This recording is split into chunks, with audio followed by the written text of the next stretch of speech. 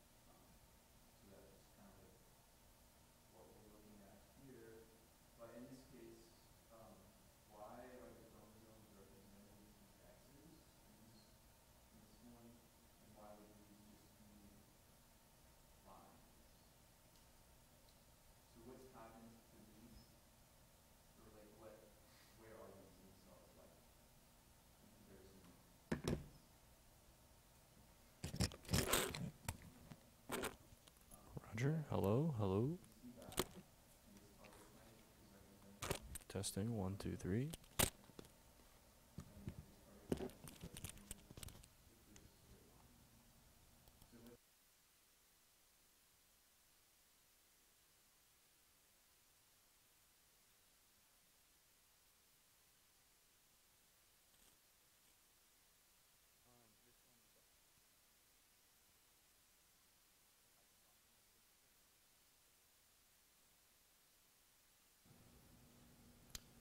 Okay, it could be in metaphase, yeah. Would you guys agree with that? That this cell could be in metaphase, technically?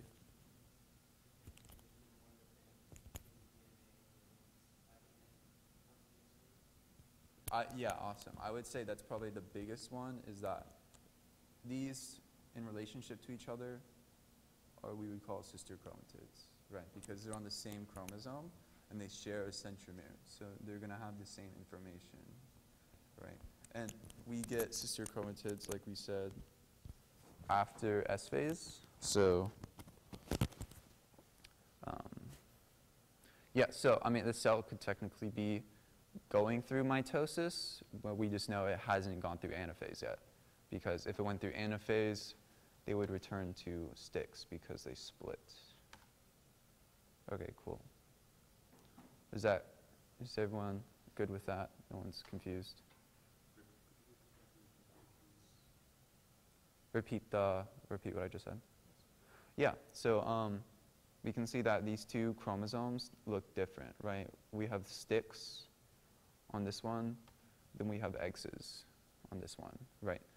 And these X's are indicative that the cell has gone through S phase because these are sister chromatids, right? Because they share the same centromere. Right. So I was just kind of distinguishing why one has X's and one doesn't. Cool. So now when we talk about the cell cycle, remember it's that circle and it has the different phases and checkpoints. So in what phases does growth occur in the cell cycle? G1 and G2? Okay, thanks. Do you guys agree with that? Because we could think of G stands for growth, right? What about G0? What happens in G0? Yeah, awesome. So that's when cells kind of exit the cell cycle, right? And an example of those types of cells, when it exits the cell cycle, it's going to stop growing and dividing. So something like our brain cells, right?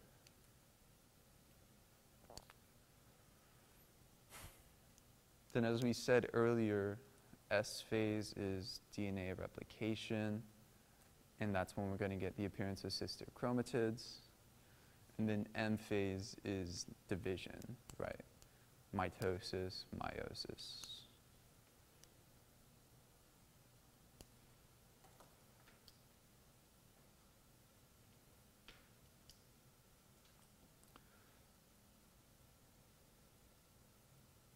So we have a cell in the G2 phase, and it has 16 chromosomes.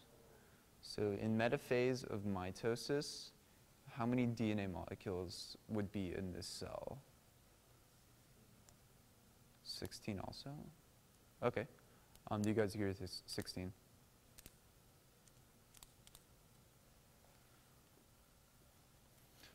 So we're in G2, right? And that means we've gone through S phase, right? Because it's G1, S, G2. So the cell's replicated its DNA, right? Which means how many DNA molecules are on one centromere after replication? 2? 2 DNA molecules per centromere. So if we could consider like one stick as one DNA molecule, we could think of the X's, there's 2 sticks on a centromere, right? So 2 DNA molecules to 1 centromere, and 1 centromere is also a chromosome, right? So in metaphase of mitosis, which is before anaphase, right? They haven't been split. How many DNA molecules does the cell have? 32? Do you guys agree with 32? Yes. Yeah. I agree with 32. That's a good answer.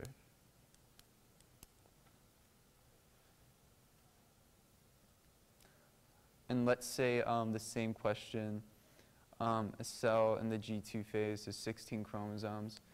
If I asked in anaphase of mitosis, how many chromosomes does this cell have? Like after anaphase, right? So they've all been split. The answer would be 32 as well, right? Because in anaphase, sister chromatids are being pulled apart. And if we have 2 DNA molecules on 1 centromere, and they get split apart, so they're each their own chromosome, we would get a doubling of the number of chromosomes in the cell. And that leads into the next question. When do chromatids become chromosomes? And what effect does this have on the number of chromosomes in a cell? So we can say that sister chromatids are chromatids, right? They're not their own chromosomes yet. So when do chromatids become chromosomes?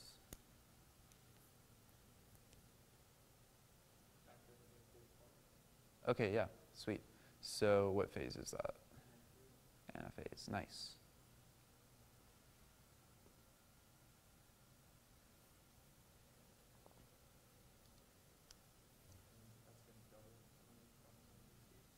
Yeah, exactly.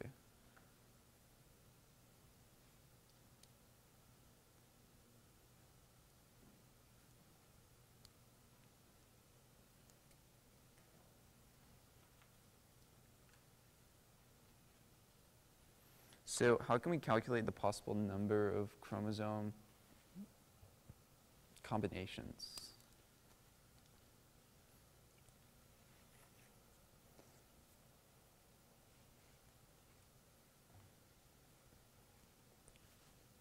You guys remember like a formula that was kind of related to that? 2 to the n, yeah, nice. So 2 to the n, right? And what is n equal to? I like that, yeah, the haploid number. Or we can think of the number of homologous pairs, right? It's the same thing.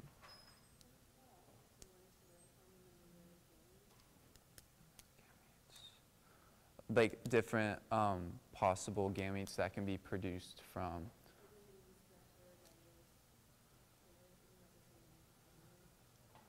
To the n. So n would be the number of heterozygous genotypes, right? Do you guys remember that? Is it also the same rule? 2 to the n.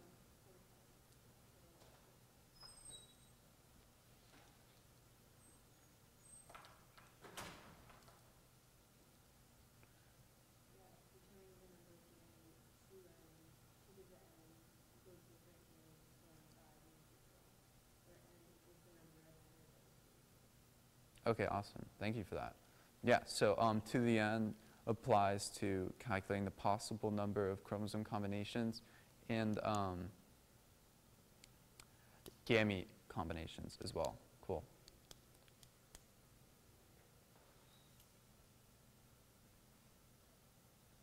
So what's considered to be the fundamental difference between males and females of most organisms?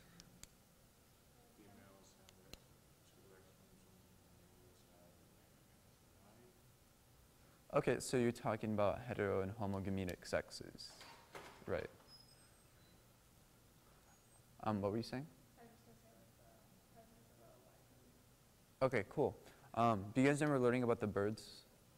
The ZZ-ZW system?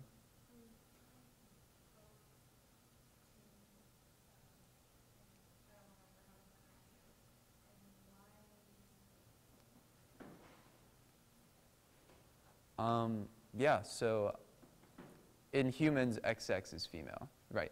And that, would we say that's homo or heterogametic? Homogametic? Do you guys agree with that?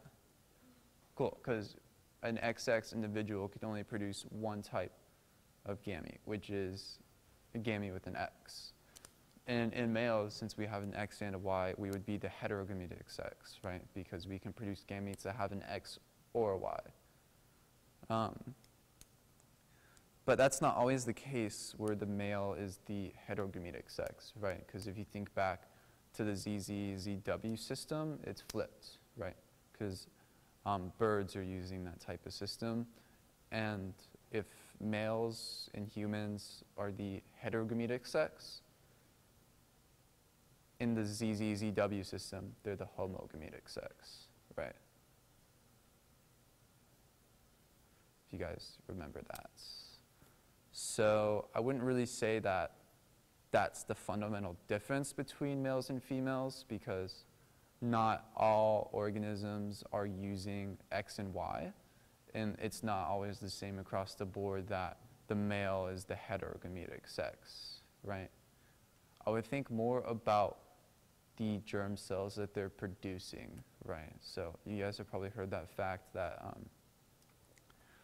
what is it? You can almost, is it a human's female's egg is almost visible with your eye, right? Almost. But it's a really big cell, right? But it's a pretty large, if we're just talking about cells in general, right? And you think about like birds, right? The females are laying eggs, and those egg cells are pretty big in there.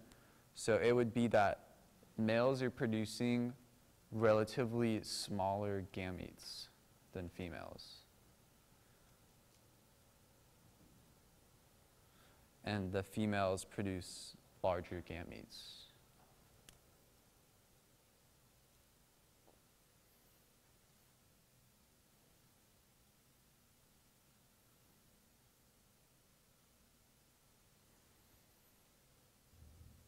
So that's probably something that's going to appear on your guys' finals, the ZZ-ZW system.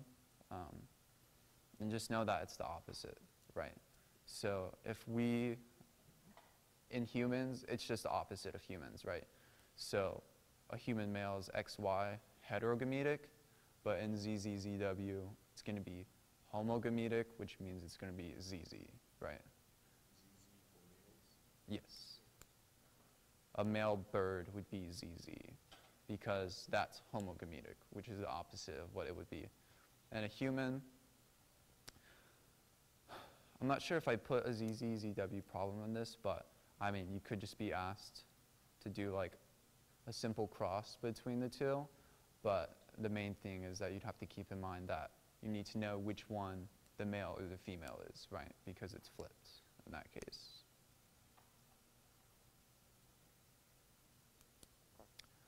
So, how does anaphase 1 of meiosis differ from anaphase of mitosis?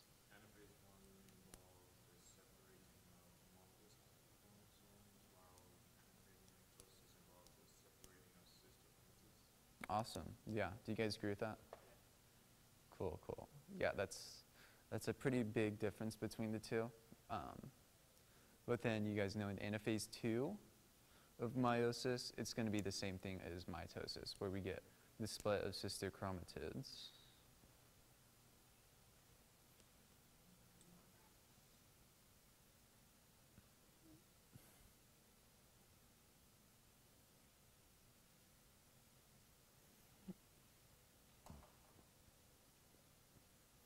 And if you just forgot really quick, we know that meiosis is making gametes, right? We're making haploid gametes, or sex cells. And mitosis is creating, and these gametes are genetically unique, right? Because we have crossing over occurring, and it's kind of like reshuffling the deck of alleles. And mitosis is for body cells, right? We're making genetically identical diploid body cells. So it'd be something like skin, right? Skin cells. So during what phase do we get crossing over? Yeah, awesome, nice. Prophase 1 of meiosis. For Dr. Sotero's section, I remember he went into like the 5 different stages of, like substages of prophase, and that's where he pulled that question from, like during what phase of prophase does crossing over occur? Do you guys remember what that was? Pachytene. Cool, do you guys agree with that? Cool, cool. But I don't think for Dr. Bayer, she went over that. So yeah, you don't have to worry about that.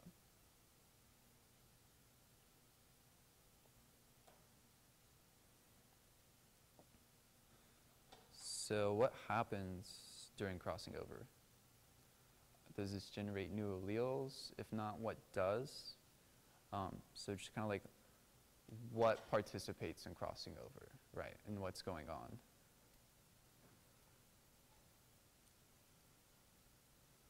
So maybe the first question could be, what is crossing over happening between, right?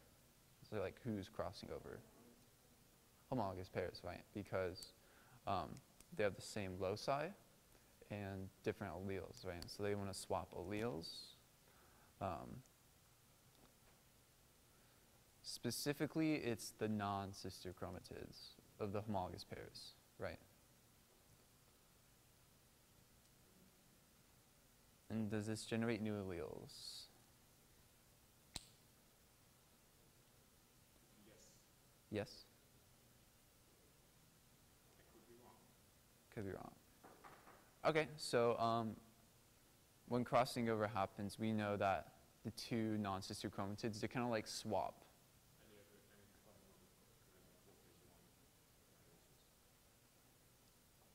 Yeah, nice, nice, cool, cool. So we know during crossing over, the non-sister chromatids of the homologous pairs are going to like kind of just like swap ends, we could think of it, right? So that means that like if there was a recessive allele on the left side, or your guys' right, it would now end up on the other one, right? So is this generating new alleles? Yes. Can anyone back him up that it is yes? You agree as well? So if I have a big A on this side and a little a on this side, we have crossing over.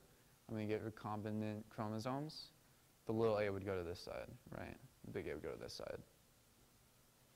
So are we creating like a new A? Or are we just reshuffling the A's? Reshuffling. So are we creating new alleles technically? No, we're not. Are you good with that? Yes. So then what does create new alleles? Mutations. Awesome.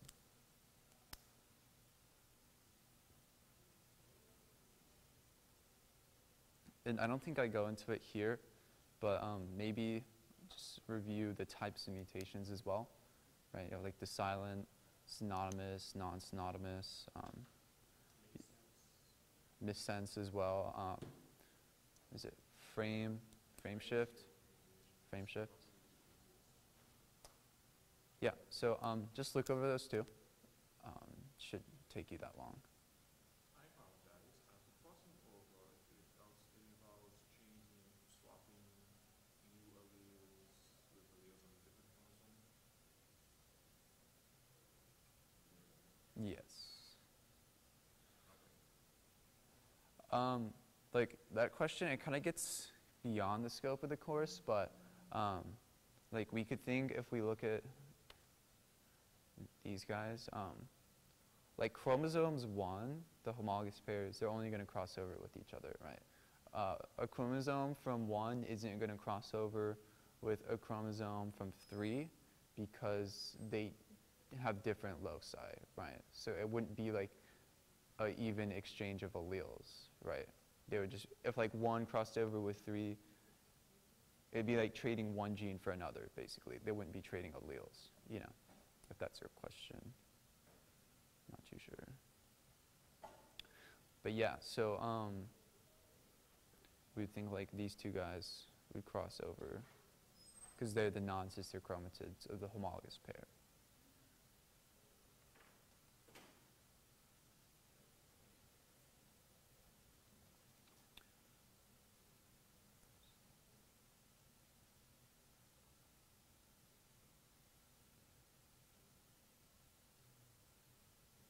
Yeah, so chiasmata.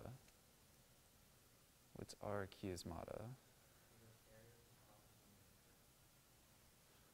Awesome. Yeah. There's no, like for E, there's no areas of difference between sister chromatids because they're identical. What would be the area of connection between the sister chromatids? Centromere. Nice.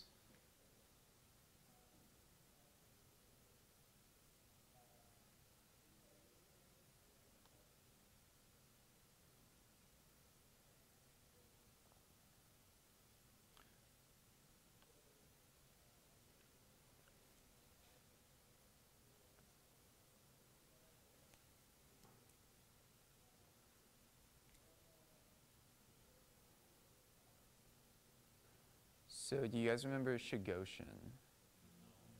No? You do? Okay. Cool. So this was mentioned at some point. Pretty sure it was mentioned for Dr. Sotero's class. Pretty sure.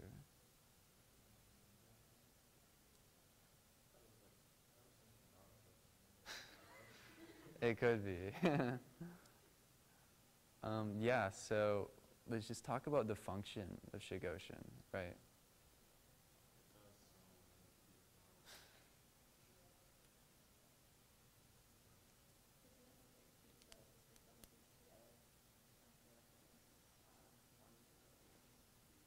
Yeah, that's really good, really good. So, so you guys know in anaphase 1 of meiosis 1, homologous pairs are being separated, right? Sister chromatids stay intact, and Shigoshin is the thing that keeps the sister chromatids intact, right? Because you wouldn't want sister chromatids splitting in anaphase 1, because then you would get messed up sex cells with, yeah, it would mess it up.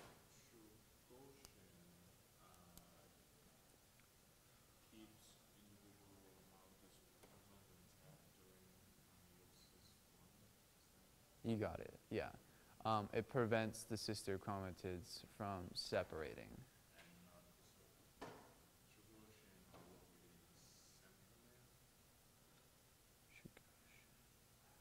Off the top of my head, I'm not too exactly sure where it's located. I would think it's something in between the sister chromatids or towards the centromere region, but I don't think its location is as important as more just its function.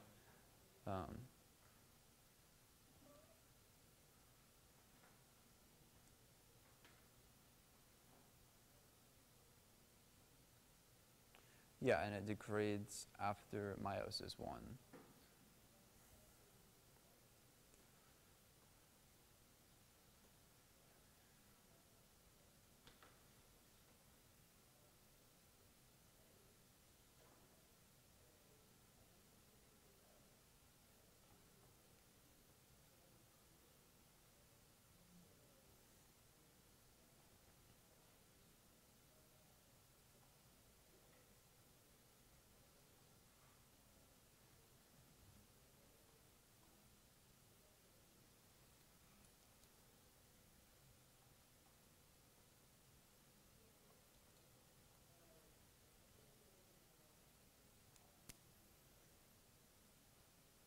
Yeah, so choose the correct statement. This is about which one is reductive and which one is equational.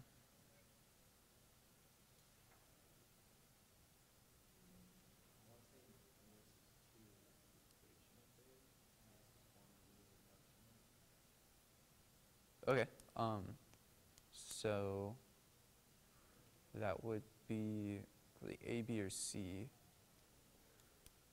So meiosis 1 is a reductive division that produces 4 haploid cells. Do you guys agree with that? No? Would it be 2 haploid cells?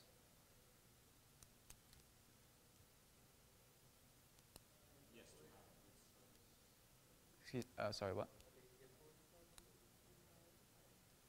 Yeah, that's a good question. So is meiosis 1 creating diploid or haploid cells? Okay, so it's looking like it's haploid, but why? Yeah, so meiosis 1, after meiosis 1, we get haploid cells, right? What makes a cell diploid? 2 sets of chromosomes, right? And what do we call those chromosomes in relationship? So they could be autosomal or they could be sex chromosomes as well, right? Because females have XX, that's 2 copies of a sex chromosome. We said it earlier, it was homologous pairs, right? Because they have 2 sets of chromosomes and they're homologous pairs to each other, right? Similar loci, different alleles. So we could say that if we didn't have 2 sets of chromosomes, we would be haploid, right? And that would mean there is not a homologous pair in the cell, right? Because we could think that the presence of a homologous pair would make us diploid, right? Because we have 2 copies of a chromosome. So meiosis 1, we know in anaphase that the homologous pairs are splitting, not the sister chromatids. We just talked about what keeps the sister chromatids from splitting too, right? That was Shigoshin. So we can think after meiosis 1, this homologous pairs have separated, right? And that's after the division. So would we still consider cells produced from meiosis 1 haploid or diploid? Haploid? Do that? Haploid? Haploid, cool. So is meiosis 1 reductive or equational? It is reductive, nice. Yeah, so this one would be B, right. Meiosis 1 is a reductive division that produces 2 haploid cells. Meiosis 2 is equational and produces 4 haploid cells. But then again, meiosis 2 starts with 2 cells, right? It's talking about meiosis 2 produces 4 haploid cells from the original cell. That's what it's saying. Do any of you guys have a way that you would remember 1 is reductive?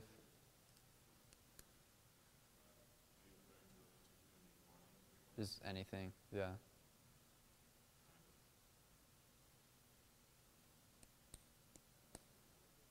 You probably don't need one. It's pretty simple, right? Just 1 reductive. cool. So what could we define an allele as?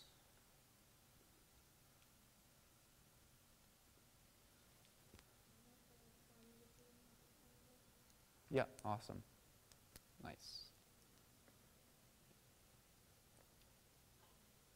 So what will we define B as?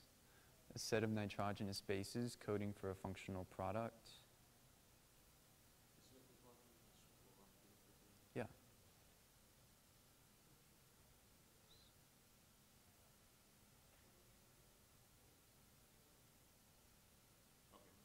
Yeah.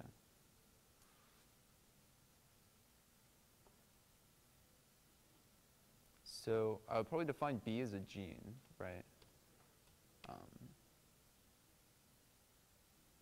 Because the functional product would be a protein. The location of a gene on a chromosome? Locus, nice.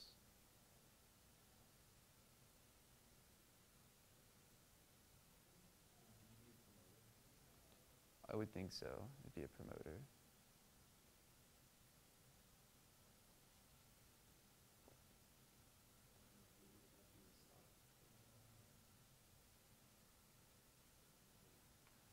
That sounds pretty likely, a stop codon.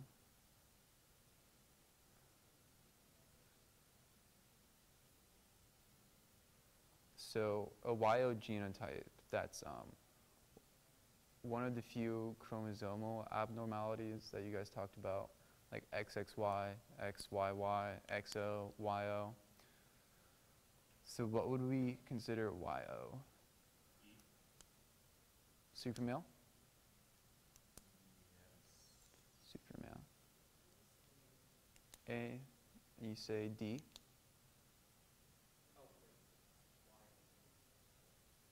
Okay, so what's Klinefelter's? Do you guys remember? XXY. Do you guys agree with that? XXY. Okay, cool. So we know it's not A. What about B, lethality? What is that? What is more important, having an X or a Y? An X, right? That's most important for unnormal development. And we know that the Y chromosome is a lot smaller, right? And the Y chromosome has that gene, it's like SRY, sex determining region Y, and that's what helps you develop into a male, right? So triplo X, what would that be?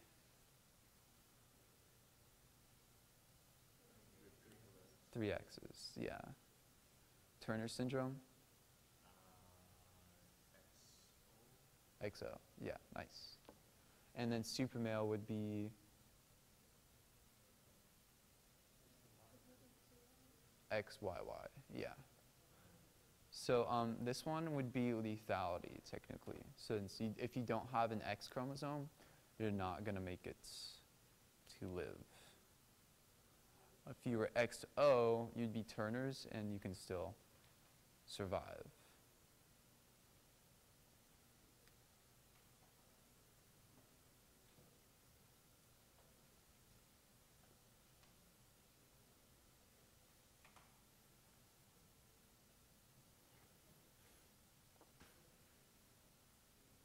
So which organism in the XXXO sex determining system is the homogamitic sex? Do you guys remember what types of organisms use the XXXO system?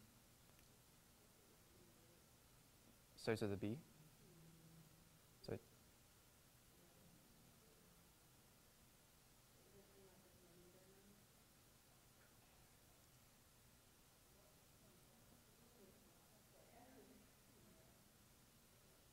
Is it? Is the protonator system? Okay, cool. I was thinking like the organisms, what is it, like insects and stuff like that. Yeah, I think Drosophila is actually XXXY. I was thinking more like a grasshopper type thing, but that's not really relevant here. So which one is the homogamitic sex? The XX, right? Because it's only producing X chromosomes in its gametes, right? The XO, the O is indicative that it's an absence of a sex chromosome, right? So gametes that have an O don't have a sex chromosome. So O isn't like a type of sex chromosome, it's the absence of a sex chromosome. And that's why the XO is heterogametic, because half of its gametes will have an X, half won't have a gamete.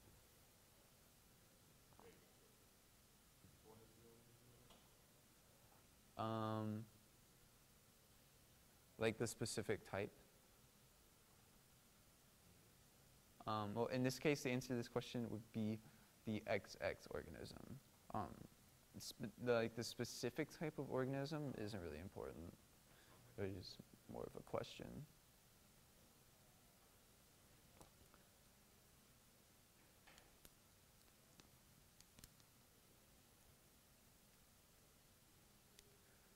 So, under Genic Sex Determination,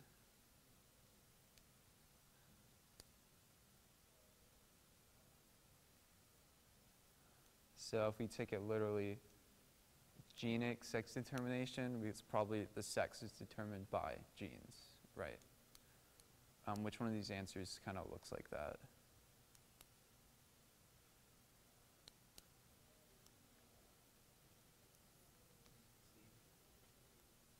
C. Sex is determined by the combination of sex chromosomes.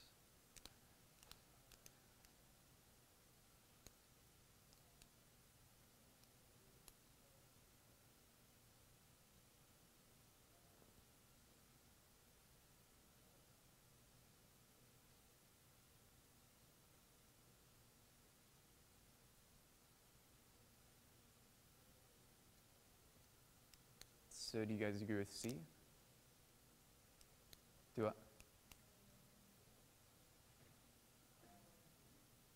B. Present at birth, depending on conditions during development. It's not B. Good guess though. You're a good try. I would go with one that sounds pretty literal. So it'd probably be D, right? Yeah, nice. So genic sex determination, we're thinking that sex is determined by genes, right? So D is sexual phenotype is based on genes, but chromosomes appear the same across sexes.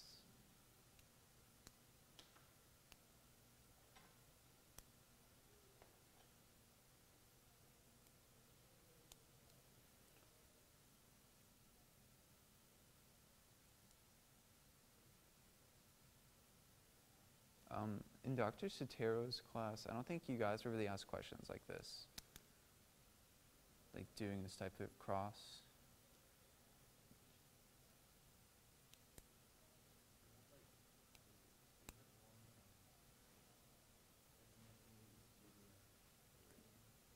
Mm-hmm. They only had like 3 max, right? You guys did branch diagrams.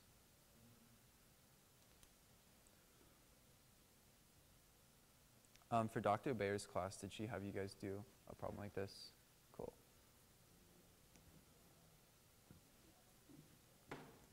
So do you guys remember how we would start up doing a problem like this? Punnett square?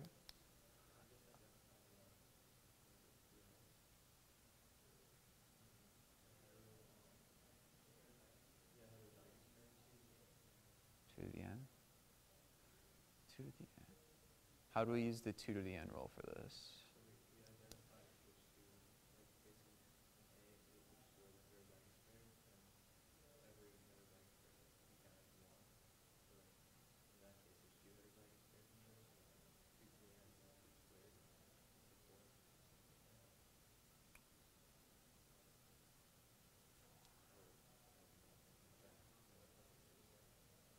So I kind of see where you're going with that, but for this question, it would ask you, find the probability that from these two parents, we would get an offspring that's like this, right? We learned about the AND rule. I don't think he actually went over the AND rule, but we're talking about probabilities, right? So if you have two independent events, the probability that they'll both occur is the product of their two probabilities, right? So like the probability of this and this happening would be, we'd multiply their probabilities together. So I know Dr. Sateri, you guys probably won't have to do this, but I guess for the people in Dr. Bear's section, we can just go over this really quick. So when we look at a problem like this, we can act like the A's act independently of the B's, which act independently of the C's, right? I would find the probability that I could get homozygous dominant A from these two A's, right? From these two parents. So the probability I would get a big A from this parent would be 1/2, right? Because it's either the big A or the little a. And the probability I would get a big A from this parent is 1, right? So the probability I would get this genotype for A is 1/2 times 1 is 1/2, right? And you would repeat that process for the rest of them. And then once you get the probability of getting this genotype for A, for B, for C, for D, for E, for F, you would multiply all those together, right? So this is the probability I would get this is 1/2. We would look at the B's. B's also 1/2 again, right? Because it's a 1/2 probability I'll get a big B from this parent. 100% chance I'll get it from this parent. So it's another 1/2.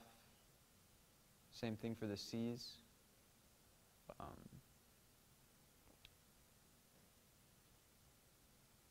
And then for D, our probability is 1, right? Because we're for sure going to get a big D from this parent. We're for sure going to get a little d from this parent. So all of their offspring is going to have this genotype for D, right? So it's 1/2, 1/2, 1/2, 1. We'll look at E. E is also going to be 1/2 again, right? Because 1/2, 1. So we have 4 1/2s, and we'll look at F. It's going to be 1/2 again, right? So 1/2 to the 5th power, that's 2, 4, 8, 16, 32, 1/32. Yeah, and if he gave you just a problem with A, B, and C, you would just do that 30 times instead of 5.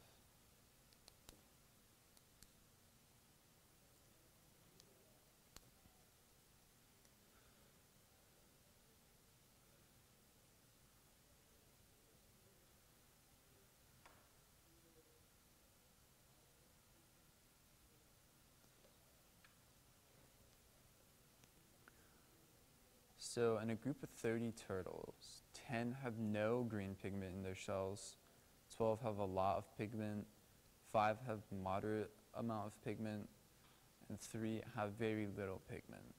So we see some turtles not expressing any pigment, and we see some turtles expressing a lot, and a little, and a bit. So is this an example of variable expressivity, variable penetrance, incomplete dominance, or codominance?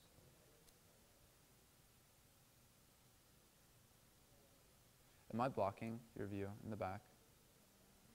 Does it help if I move this way a bit?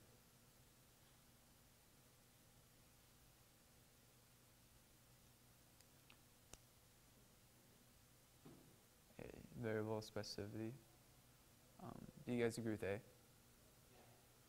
Okay. So is it just A or both A and B? Both A and B.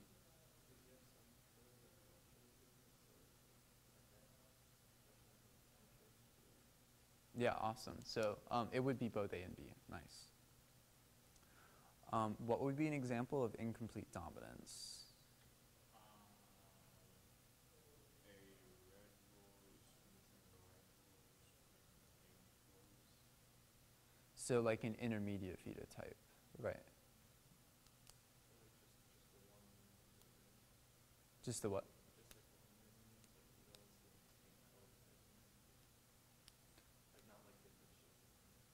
Yeah, exactly. So if like we had a heterozygous individual, like big A, little a, and let's say it was from a parent that big A is red and homozygous recessive A is white, we would see that the heterozygous would be pink, right? I think incomplete, intermediate, right? But we're not seeing various levels of pink, unless there's variable expressivity between them. And what do we see in codominance?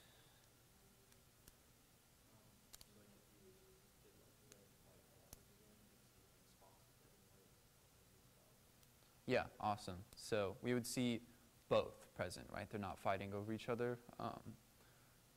And that's what we see in, what did we talk about in class that was a really good example of codominance?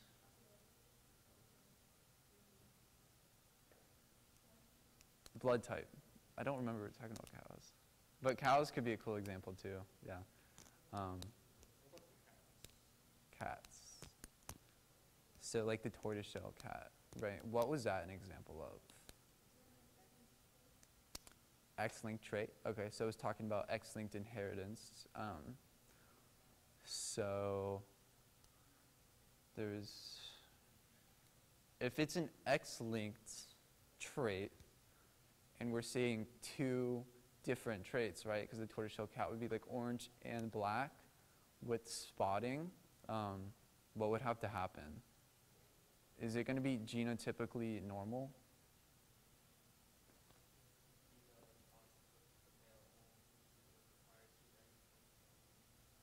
Okay, yeah, awesome, sweet. So do you guys agree with that? Cool, cool. Yeah, so in the tortoiseshell cat, we know that we're looking at a trait on the X chromosome, right? Because we're thinking that a trait on the X chromosome is coding for coat color. And if we're seeing two different coat colors, in like the case of codominance where it's like black and white spots, we would expect that, at least for a female cat, it would have an X chromosome with the black allele, and then its other X would have the white allele, right? And that would make sense in a female cat. But if we saw the tortoiseshell coloring in a male cat, what would its genotype be? XXY, which is Klinefelter's. So if we have a tortoiseshell male, it has to have two X's, right? You good with that? That is very rare, right? Not too sure how rare it is. I would assume it's rare because you would need that non-disjunction or aneuploidy to happen, which probably isn't that common.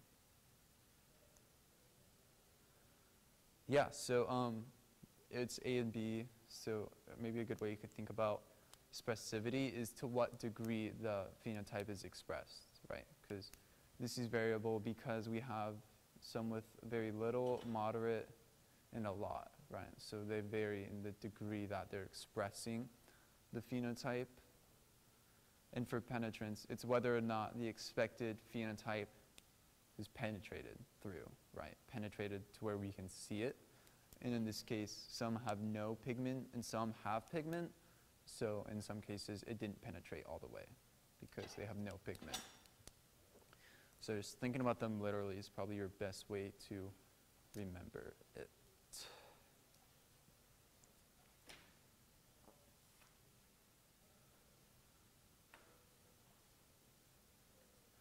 So which forms of inheritance appear approximately equally in males and females?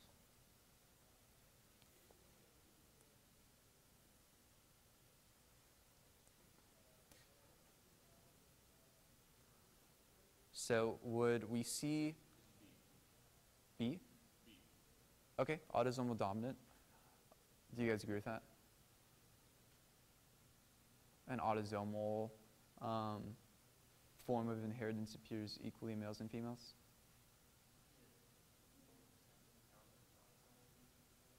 Yeah, for sure. So it'd be A and B, right? Because what do we define autosomal as? Exactly, cool, yeah. So body, like an autosomal dominant trait is on an autosomal chromosome, which means it's not sex related, cool. Because we would see X-linked traits and holandric traits, which are Y-linked traits, to appear in different proportions between sexes because they're related to the sex, right? So which forms of inheritance skip generations?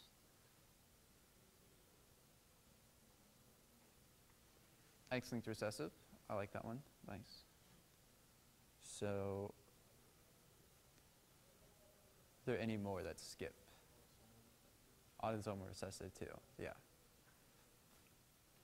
So we would expect to see dominant traits in every generation as well as holandric traits because those are Y-linked. So both X-linked and recessives skip generations? Yes.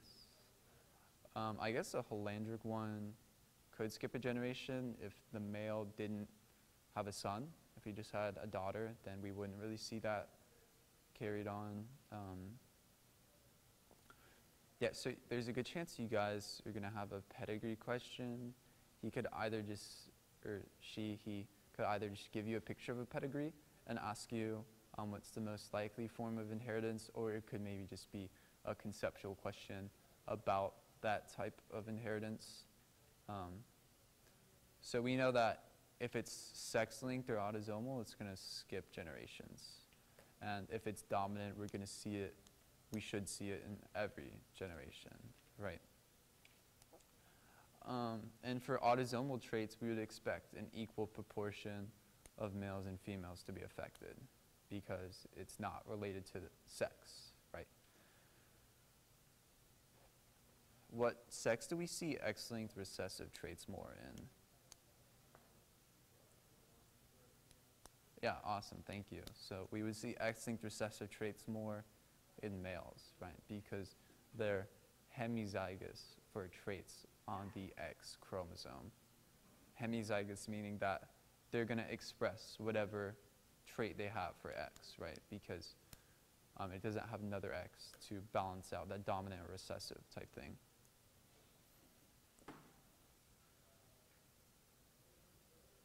And then is there something characteristic for X-linked dominant? Mostly females. Do you guys agree with that?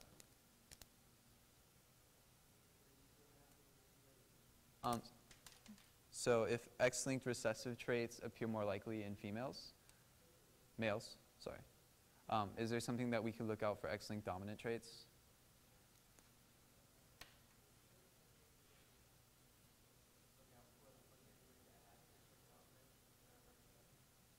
Something characteristic of an X-linked dominant inheritance. Yeah, I like that a lot. Sweet. So, yeah, because when a father has, or when a male has offspring, he's either passing on his X or his Y, right? And if he's going to pass on his Y, then he's going to have sons, right? Because his offspring receives a Y chromosome, then that offspring will be male.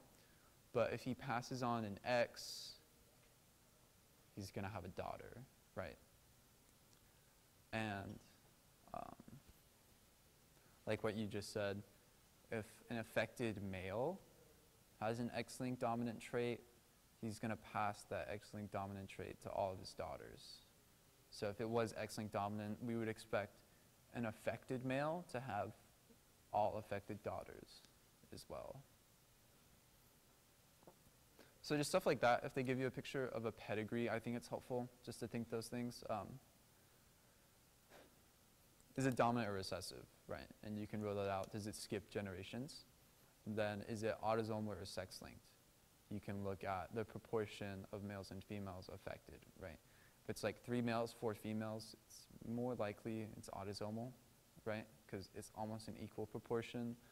But let's say you see it skips generations and more males are affected. You could probably lean towards it being X-linked recessive, right? And if it doesn't skip generations and you see more daughters affected than males, you could maybe think it's X-linked dominant, right?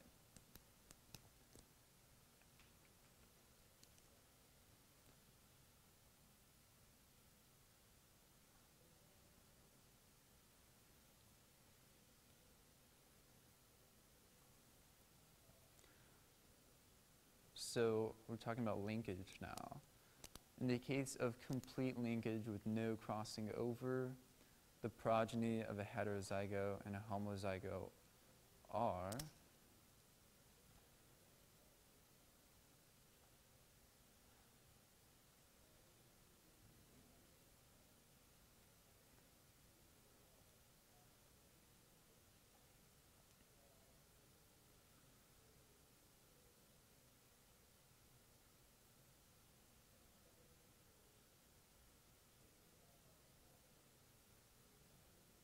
so if there's complete linkage and no crossing over, are we going to see recombinant offspring? Probably not, right?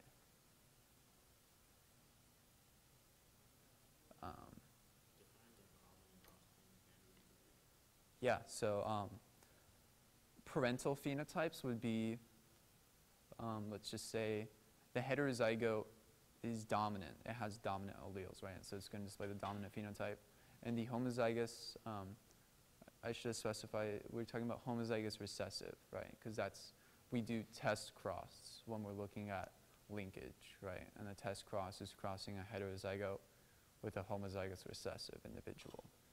So one parent, in this case, the heterozygote, is going to be displaying dominant phenotypes, right? It would have, like, if we're looking at 2 different traits, would have both of those dominant traits, right? And the homozygote would have both of the recessive traits, right? So one parent has only dominant traits, and in this case, we'll use an example as 2, right? We're looking at 2 genes, and they're both dominant. And the homozygote would have 2 recessive traits, right? So a recombinant phenotype or offspring would be one that has a dominant and a recessive, right? And a parental one would be one that resembles the parents, which is only dominant traits or only recessive traits, right? So if there's complete linkage and there's no crossing over, we're not having crossing over, like it says. So there's no recombination, right? And if we're not getting recombinant gametes, we're probably not going to have recombinant offspring, right? Because we get recombinant offspring from crossing over, right? At least between those 2 traits. So in the case of complete linkage with no crossing over, the progeny of a heterozygote and a homozygous recessive, it's probably going to be all non-recombinant, right?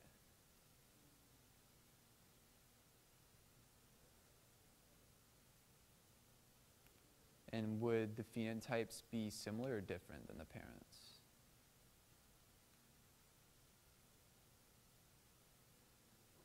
Different? Why would they be different?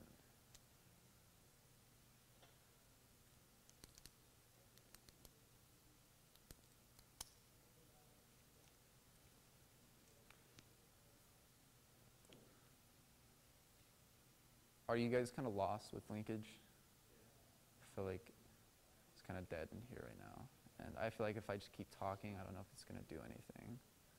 So, yeah, we'll just look at this really quick.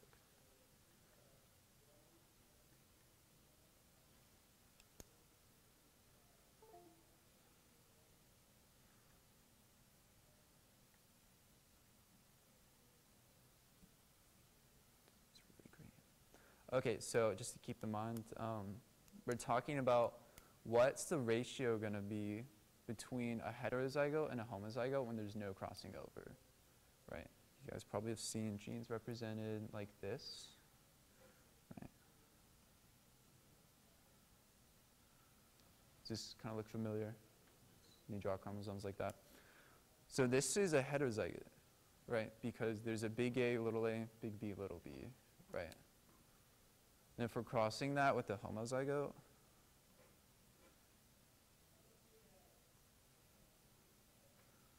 this is how we could represent them. And is this heterozygous individual, is it cis or trans? Repulsion or coupling? Yeah, awesome. So this is coupling or cis because the dominant alleles are both together and the recessive alleles are both together. You could draw it out like this.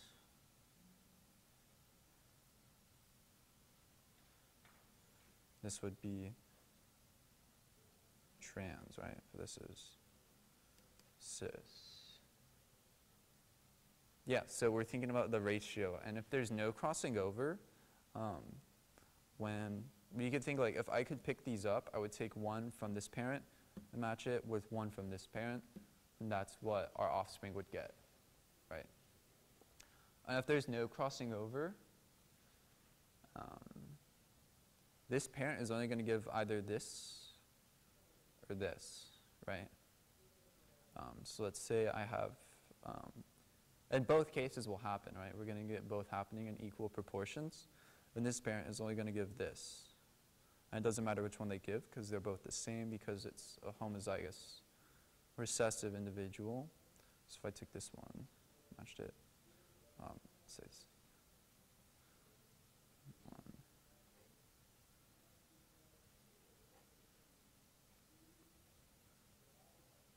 Take this one here.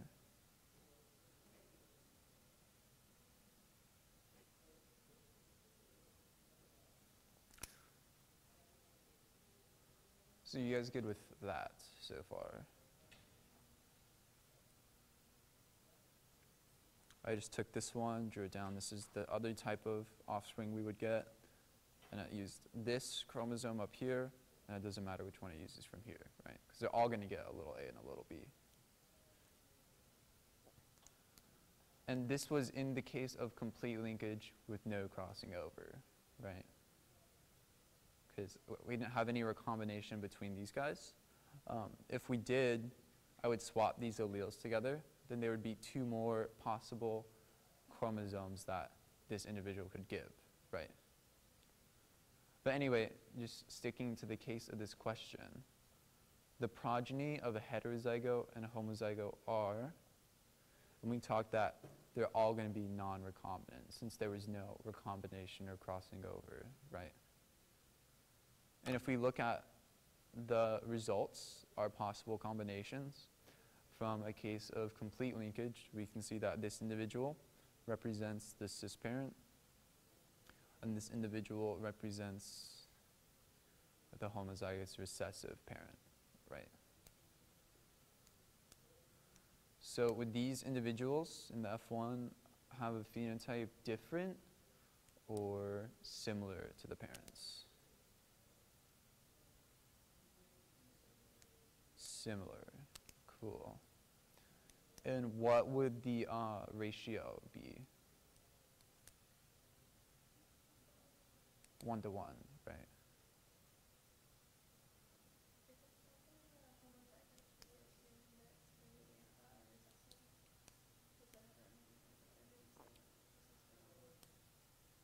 In the case of linkage, yeah, I would assume so, because most of our linkage problems are dealing with test crosses, right?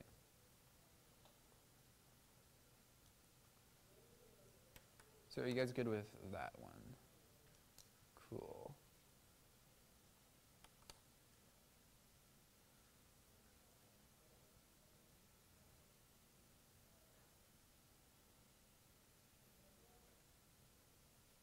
And I guess we could go a bit deeper into this one So this guy started off as cis, right?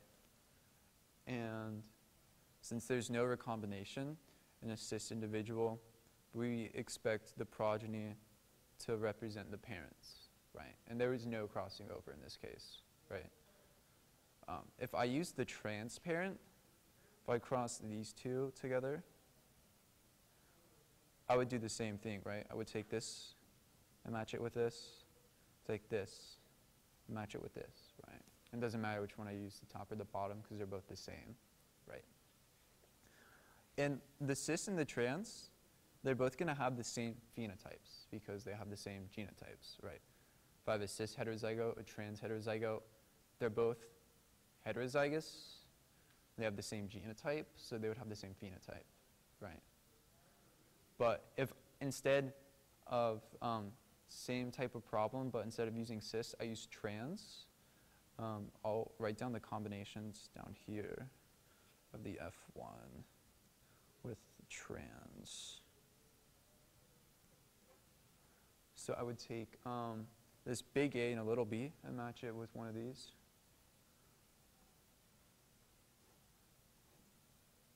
Now we do the same thing for this one. Take a big A and the little b and match it with one of these. So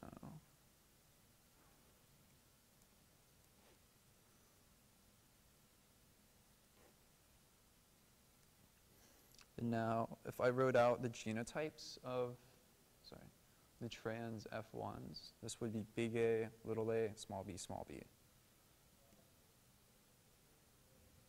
This one, little a, big B, little b. And there is still no recombination in this case, right? Because this is what the transparent looks like. His genotype is still this. And the cis parent's genotype is still this. So there is no recombination in the trans. But now we look at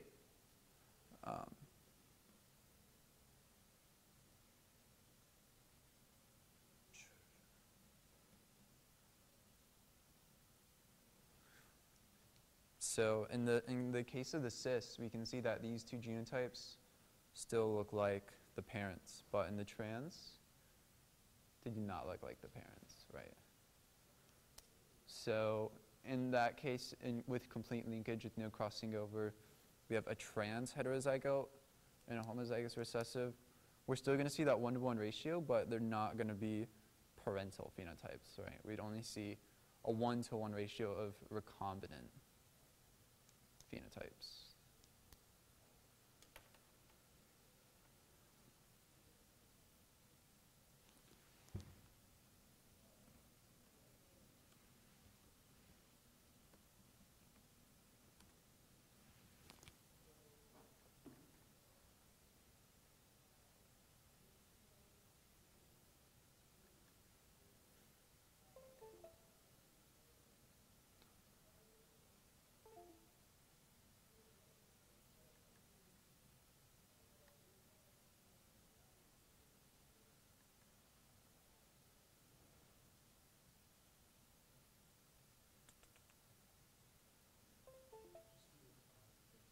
Okay, cool.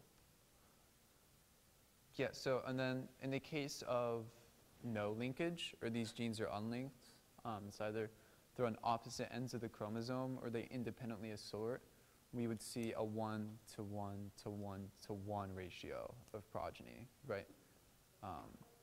Recombinant and non-recombinant would be present in equal proportions. And if we saw a case linkage with some crossing over, we would see more non-recombinant progeny than we would recombinant, right? But we would still see some recombinant as well. So no crossing over. Progeny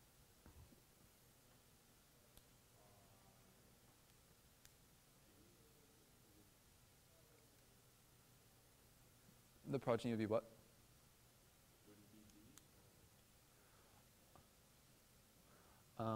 If this was linkage with some crossing over, No crossing over. yeah, it is E. is E. All non-recombinant with a parental phenotype ratio of 1:1. D saying all recombinant, all non-recombinant with a phenotype different from the parents. That's what we would see if, I guess this question doesn't really specify whether the heterozygote was cis or trans, so that would kind of alter the answer. But in this case, if we're looking at a cis heterozygote, we would see E, right? Parental phenotypes. If this was a trans individual, a trans heterozygote, we would see all non-recombinant with a phenotype different from the parents in a 1:1 ratio. So you actually weren't wrong. You were just, if we were talking about trans. Yes, so the main takeaway, cis and trans. In a test cross with a trans heterozygote, the non-recombinant progeny are going to have different phenotypes from the parents. And in the case of cis, the non-recombinant progeny are going to have phenotypes similar to the parents.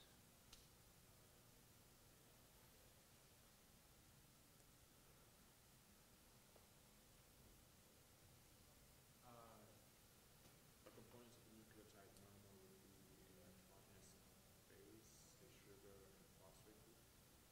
Yeah, awesome. Sweet. Yeah, pentose, 5-carbon sugar, nitrogenous base, and a phosphate. And what's the difference between deoxyribose and ribose? Ribose involves uracil. So yeah, we would see only uracil with ribose sugars, right? Because uracil is characteristic of RNA, and we know that ribose corresponds to RNA. That's the type of sugar that's used in RNA.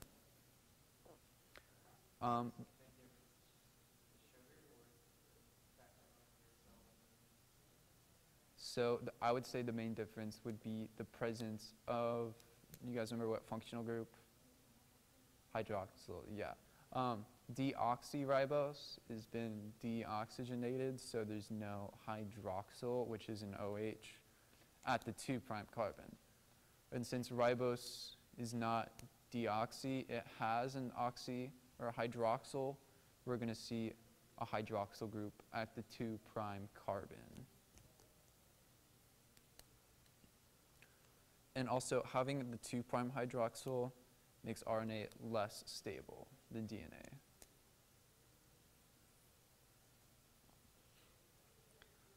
So you guys have maybe heard the words nucleotide and nucleoside. Do you guys know the difference?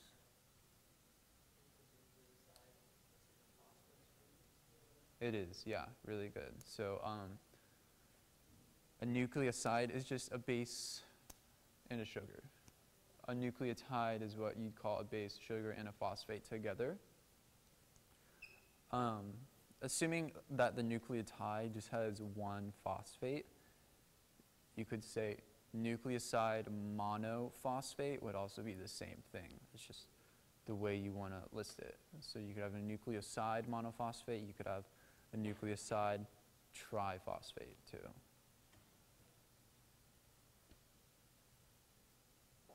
And do you guys have a way to remember which one's a purine and which one's a pyramidion?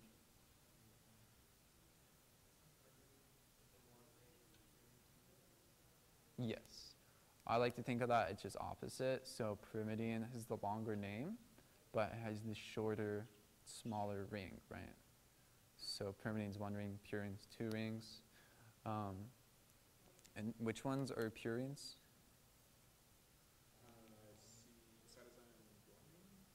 It's adenine and guanine.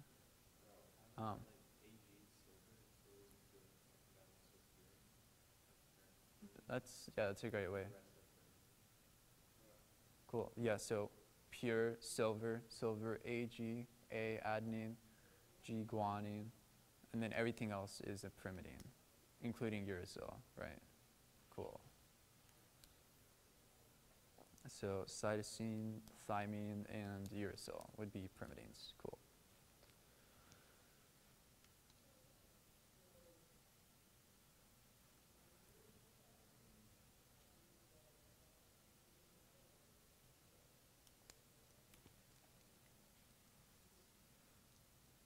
So which of the following statements is correct regarding DNA replication? So A says only new strands on the leading strand are synthesized in the same direction as the movement of the replication fork. Would you guys agree with that?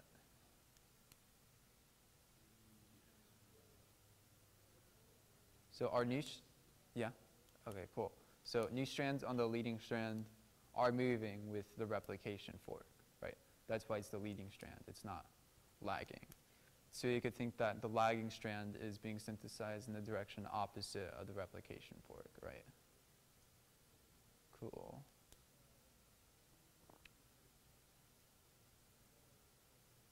So that would make B incorrect because the lagging strand is in the opposite direction.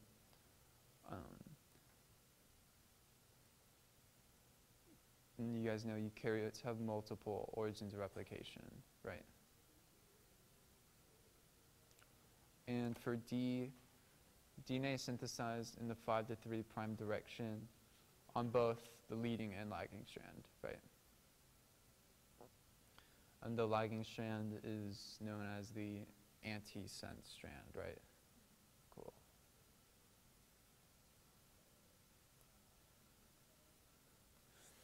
So, what does the function of RNA depend on?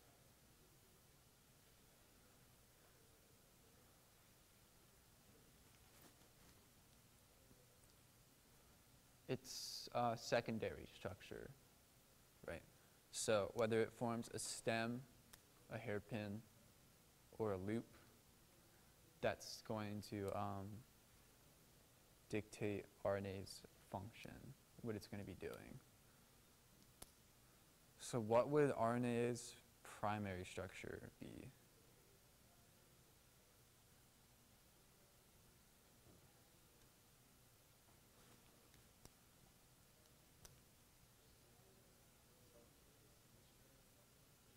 Just like its sequence, right?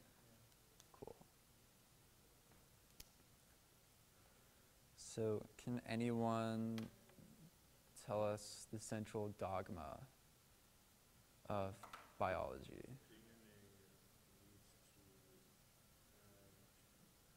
goes through transcription and becomes an mRNA, then that goes through translation and becomes individual amino acids, And eventually proteins, right? which consist of amino acids. Yeah, awesome. Sweet, yeah, so it's DNA to RNA to proteins, right?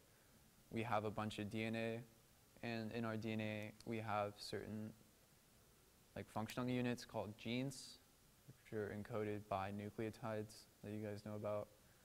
And then through transcription, we're converting that DNA or that code into mRNA. And the mRNA, where does transcription occur in the cell as well? In the nucleus, right? Because RNA polymerase is going to be acting on DNA to transcribe a messenger RNA copy, and we know DNA is located in the nucleus, but then like those modifications are made to mRNA, like the 5' cap and the poly A tail, to like prepare it to leave the nucleus to go into the cytoplasm, where we find the ribosomes, and you guys know that those ribosomes are going to convert the mRNA's message into an amino acid chain, which is then going to fold up into make a protein, which is then going to do stuff in the body. Cool.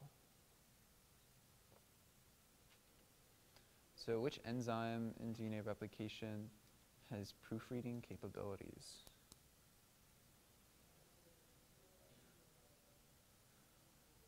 What was that? B? DNA polymerase 3. So what type of proofreading ability does DNA polymerase 3 have? think you guys saw that one chart too where it listed like the enzymes and it was like 5 to 3, 3 to 5 activity.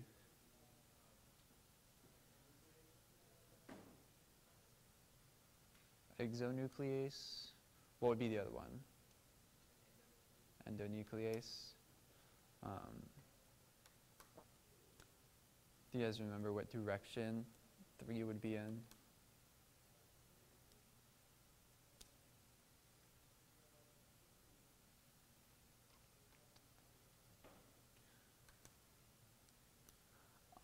So do you guys remember DNA polymerase 1 and its function?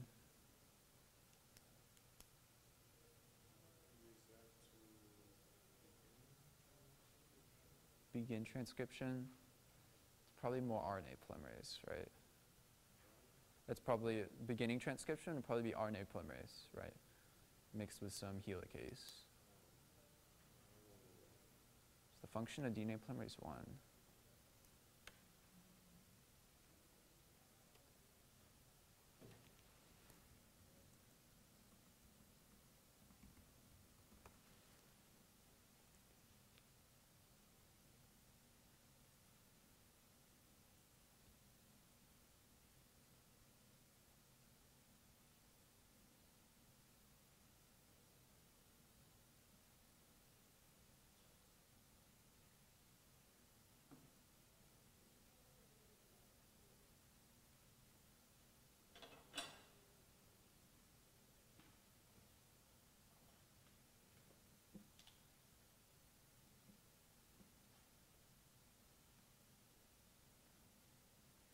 So, you guys good with the definition for polymerase 1? So what's removing the primer? Or what's replacing the primer with nucleotides?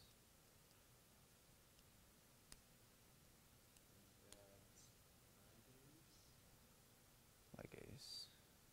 You guys remember what ligase says?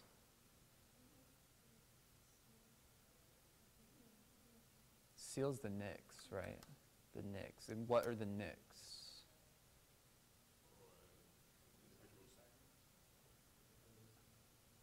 Okay, so like, yeah, the Okazaki fragments, right? Because the lagging strand is synthesizing discontinuously, right? So that would seal the gap between them, right? So it's saying here that polymerase 1 fills in the necessary nucleotides between Okazaki fragments. Yeah, so the main takeaway though is that polymerase 1 is also proofreading.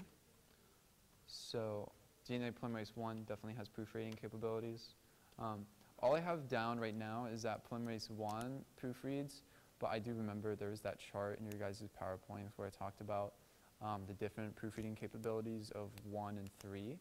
So when you guys are reviewing DNA replication, which you guys probably should, because it's a pretty important chapter and there's most likely going to be some questions on that on your final. You want to make sure that you have down the function of all the enzymes when they come into play, what they're doing, and double check for which enzymes are involved in proofreading, right? Cool. But we know for sure that DNA polymerase 1 definitely proofreads.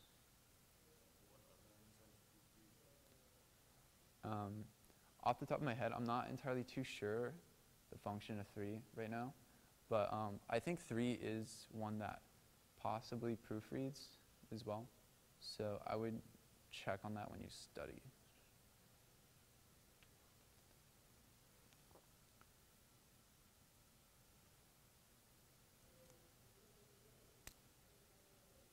So, which statement best describes the transcription apparatus most commonly seen in bacteria?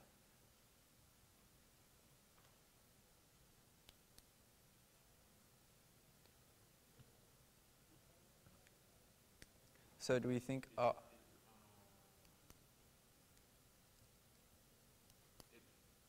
to a holoenzyme with its seed. see, 5 polypeptides and a sigma factor form a functional holoenzyme. Yes, it is. Nice. Because if you looked at the answers, it's probably not forming a single polypeptide, and then you would just have to know that the sigma factor is what's going to associate with the polypeptides to make the holoenzyme. Nice.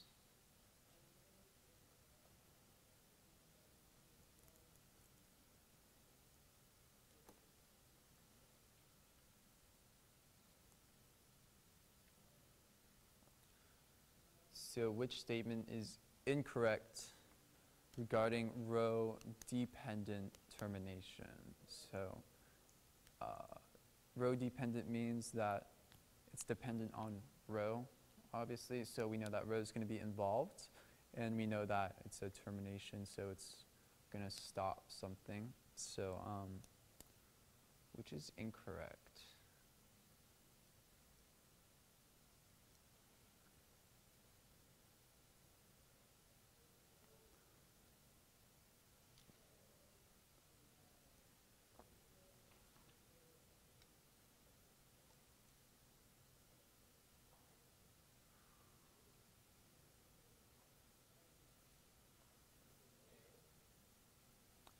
It's not A, no.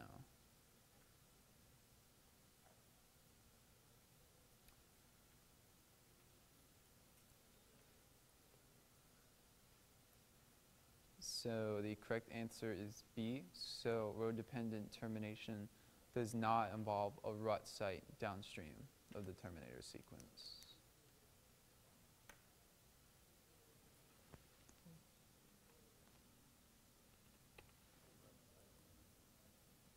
Do what? What is a rut site? That is a good question. Freshman here. The rut site.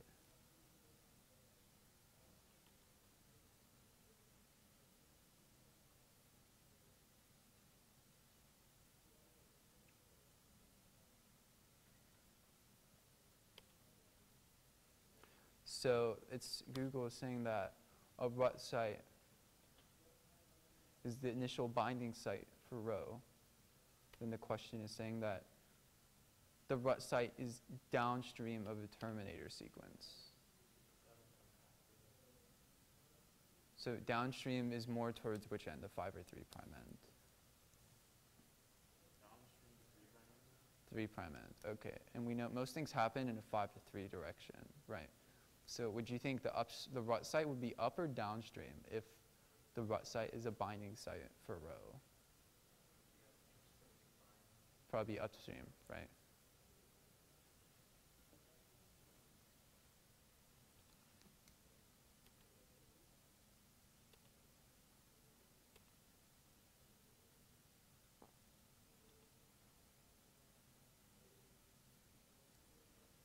And if we just look at this picture, you can see that this is row, and RNA polymerase is going to pause at the terminator for row to catch up.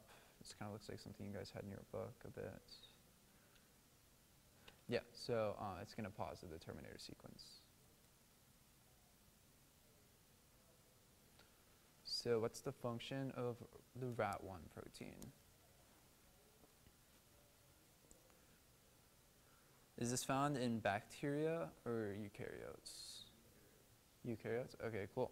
So we can probably eliminate that, the bacteria answers.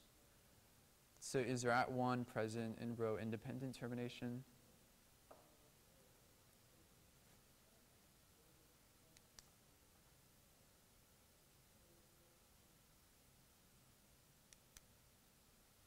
Probably not, right?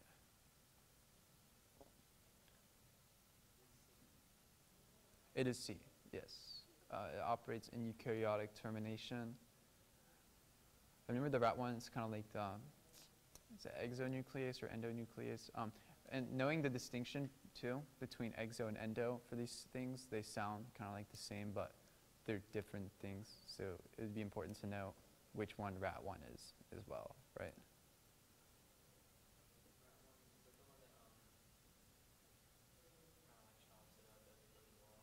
That's what I remember it as, yeah.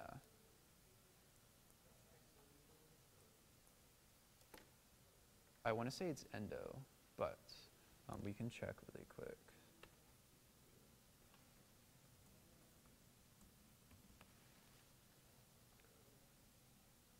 So it's looking like it's an exonuclease, actually. Yeah, definitely an exonuclease.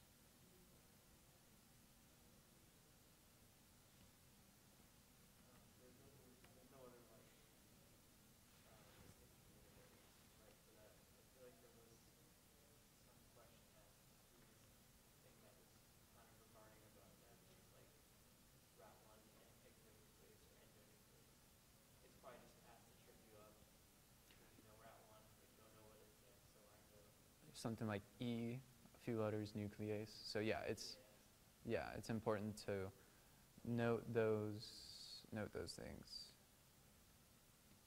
Cool. So what's the function of the 5' cap? So where do we find the 5' cap? Of an mRNA. Cool. I think it's specifically methylated guanine nucleotide too. Yeah. So it's probably not going to do anything with tRNA, so we could rule out A. And since it's not doing anything with tRNA, we can rule out B as well. So there's really one answer left, and yeah, awesome.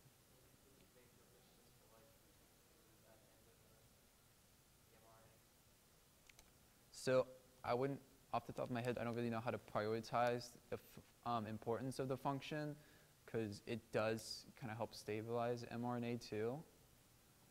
But I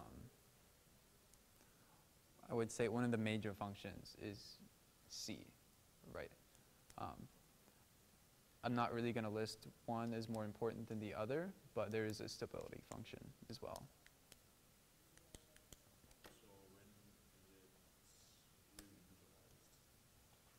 Excuse me?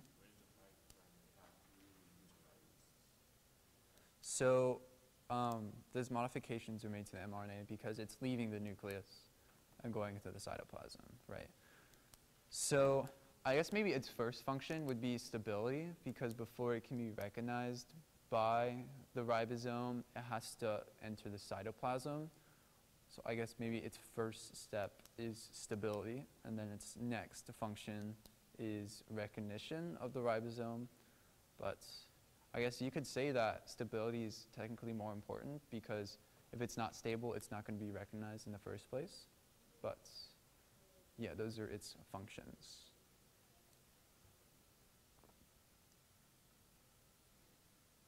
So which of these function in eukaryotic transcription? 1?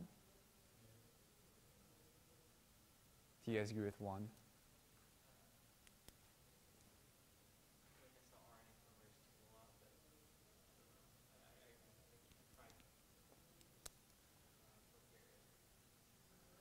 So in eukaryotic transcription, it is 2. Yeah. Yes, it is 2.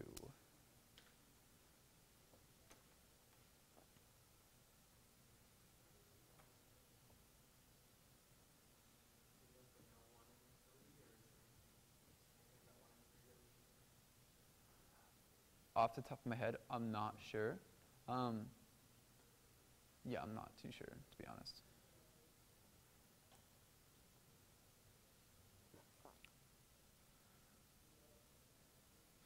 So why is the genetic code considered to be redundant?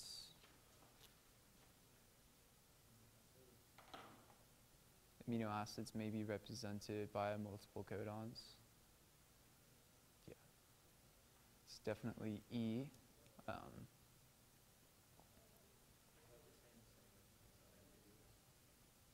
Ambiguous? Unambiguous?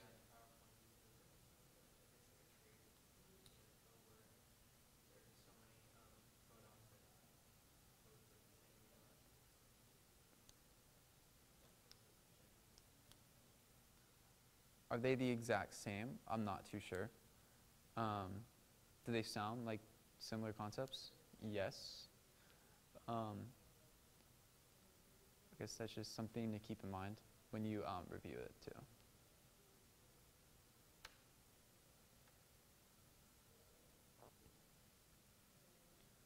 So where's the start codon found in eukaryotes?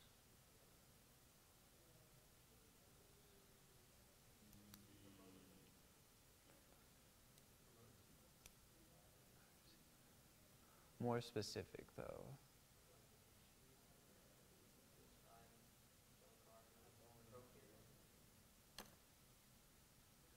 Pretty sure that's supposed to be with an A. I think it's del. Yeah, so this one is in prokaryotes, right? So the start codon's found in the Kozak sequence, actually, in eukaryotes.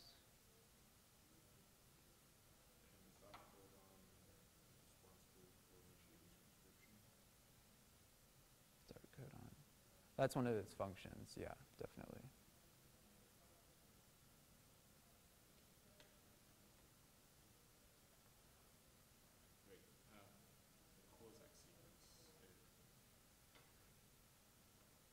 Yes.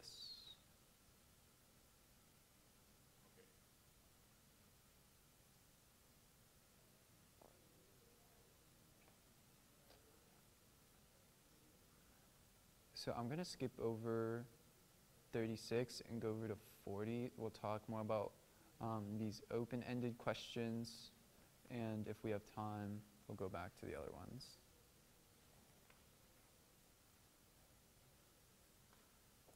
So what do you guys remember about histones? What's their function? They make up nucleosomes, and they are wrapped around twice by DNA strands. And they also compact to form chromosomes. Okay, awesome, yeah. And they also are divided into 8 parts. Seem like 8 subunits. Yes. Is that what you're saying? Like yeah, it's an octamer, the center. Yeah, so that's awesome. Histones are involved in, like you said, DNA coiling, and that's how we get like the really intensely coiled chromosomes, right? Because the DNA is wrapped around the histones, and the histones are coiled together, then that coil of histones like coiled around again. So that's how we get a lot of genetic information into tiny cells. It's through that crazy amount of coiling that we do with histones. And we know that since DNA is wrapped around the histones, if it's really tightly wrapped around to the histones, we can't really have transcription happen because RNA polymerase is an enzyme, and that enzyme needs room to act on these molecules.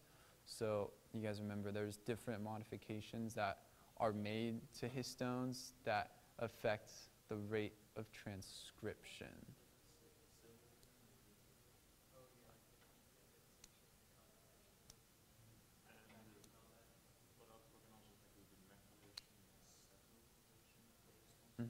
So definitely acetylation. That's a big thing that we do to histones, right? And acetylation is going to decondense chromatin. And when chromatin's decondensed, we're going to get transcription, right?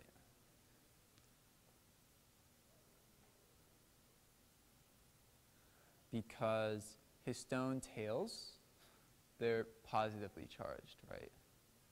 And DNA is negatively charged. So that's why there's a close association between the two. If you guys have taken organic chemistry, an acetyl group has a ketone, and that oxygen is partially negatively charged, right? It has like a partial negative charge to it. So if you put a partial negative charge on a histone, it's going to take away some of the attraction from the DNA, right? Because the histone tails are now going to be less attracted to the DNA because there's more negative charge sharing, right?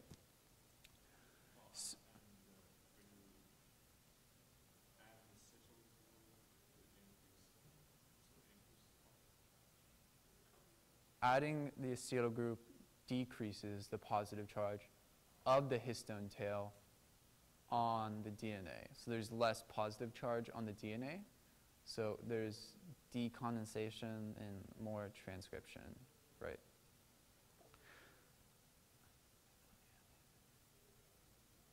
Yeah, so, and then methylation, that's actually on DNA, right? That's not on histones. And methylation increases or decreases transcription?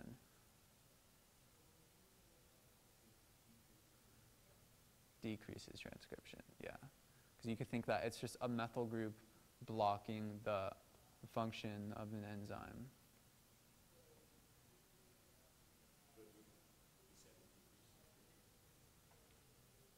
DNA methylation decreases transcription, yes.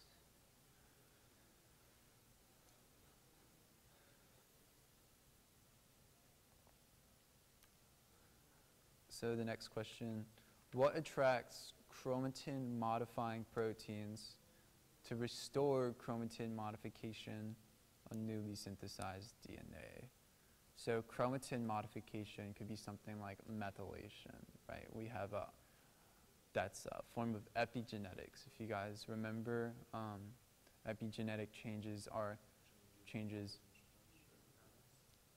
Yeah, so we're not changing the genome, but we're changing stuff on top of the genome. Epi above, so epigenetic changes would be something above the genome, like methylation, right?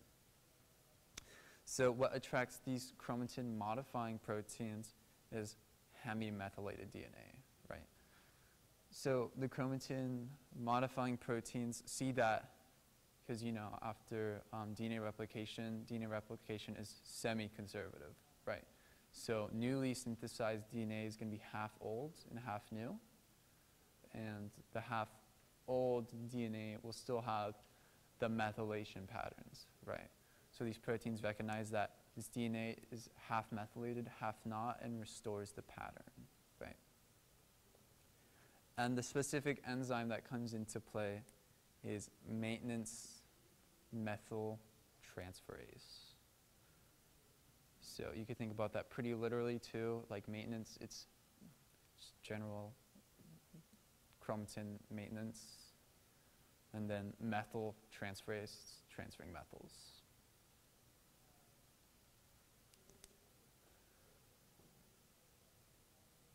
So what in eukaryotic DNA allows a mismatch repair in a cell to distinguish between the old strand and the new strand?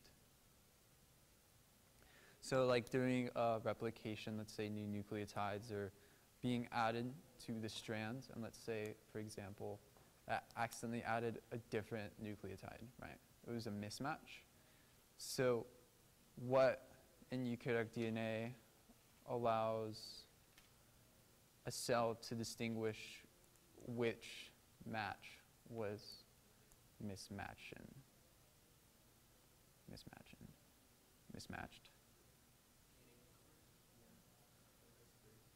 So polymerase 3, or one of the polymerases, can do mismatch repair, right? But what on the DNA lets the cell know that this nucleotide is the incorrect nucleotide?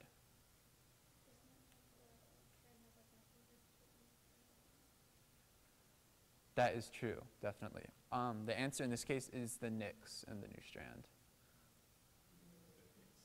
The Nix, yeah. Yes, you got it.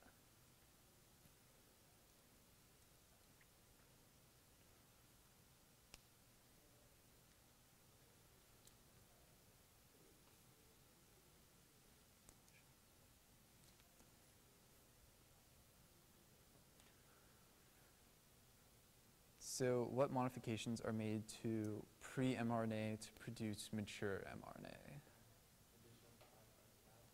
Mm-hmm.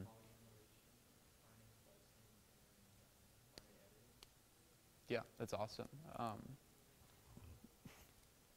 Yeah, so the two obvious ones that have been mentioned, and you guys probably know this, the poly A tail and 5' cap, right? And splicing, that's the other really important one.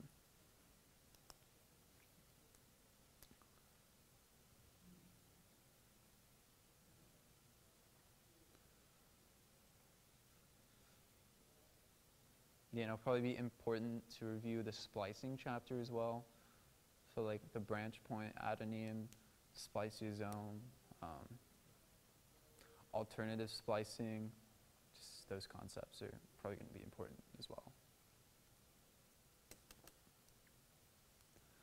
So there may be a question about epistasis too. It's some older stuff, but I still think it's important. Probably going to get tested on epistasis. It's a good concept to test on. What is epistasis? Does someone want to give it a shot?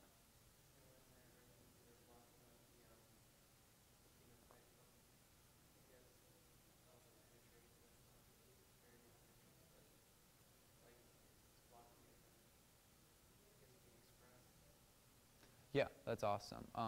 I like the word masked. I think that's what a lot of the PowerPoints are using. One gene is masking the expression of the other gene, right? And that's what we did with the labs.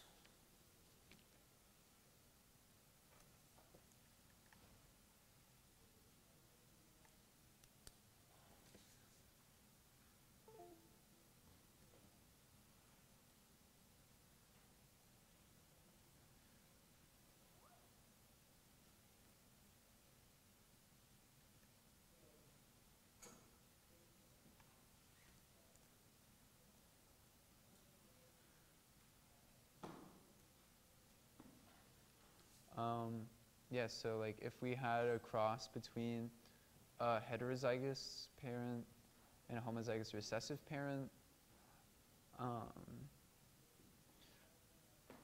if it has a dominant E, let's say E is the recessive epistatic gene. If it has a dominant E, then we look at what the B's are, right? Because if it has a big B, it could be one color. If it has homozygous recessive B's, it's a different color, right? Because the recessive epistatic gene is E, and since we don't have the recessive genotype, then we're free to express whatever the B wants to express, right? But depending on if it has two little e's, then the recessive epistatic gene, or the little e's, is going to mask the expression of whatever B is expressing, right? So one of the examples you guys used were the Labradors. So let's say an individual with this genotype is black coat color. If we had this genotype, we'd say it's brown. But even if it had this genotype, since it has two little e's, it's always going to be yellow. Same thing for this.